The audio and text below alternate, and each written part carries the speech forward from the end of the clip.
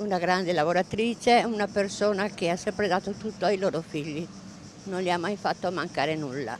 E ora Liona, racconta una sua cara amica, si sente persa senza il suo Andrei, che da quando il padre se n'è andato ha preso le redini della famiglia, stando accanto alla mamma e soprattutto al fratello Alessandro, di qualche anno più piccolo.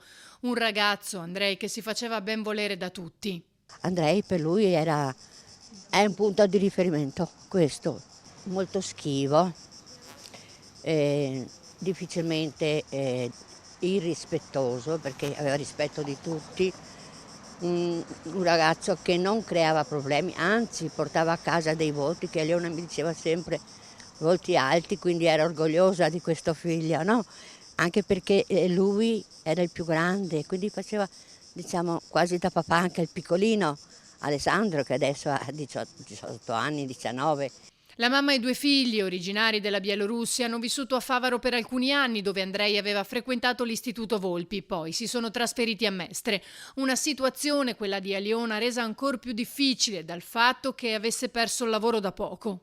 Era in disperazione e continuava a dire perché Diana, perché ancora oggi devo soffrire, perché veramente è una famiglia che ha sofferto e che ha lottato tanto per arrivare, per anche questi figli, per farli studiare, per farli arrivare a un certo livello. E lei ha sacrificato veramente tanto per i figli e lei diceva ieri sera non so perché a me. Adesso quest'anno mi hanno licenziata dal lavoro, quindi aveva già altre cose. Sinceramente non ci sono parole da dire. Ora più che mai la famiglia di Andrei avrebbe bisogno di aiuto. Io credo che ora sia il momento di pensare ad Aliona e ad Alessandro, perché hanno veramente bisogno. È una famiglia che so quello che ha passato Aliona, quindi non meritava questo, la perdita di questo figlio, perché per lei era il più grande, era quello che gli dava la, la forza, sì, di lottare.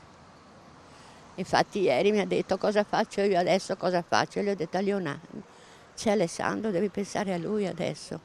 Non è facile per una mamma.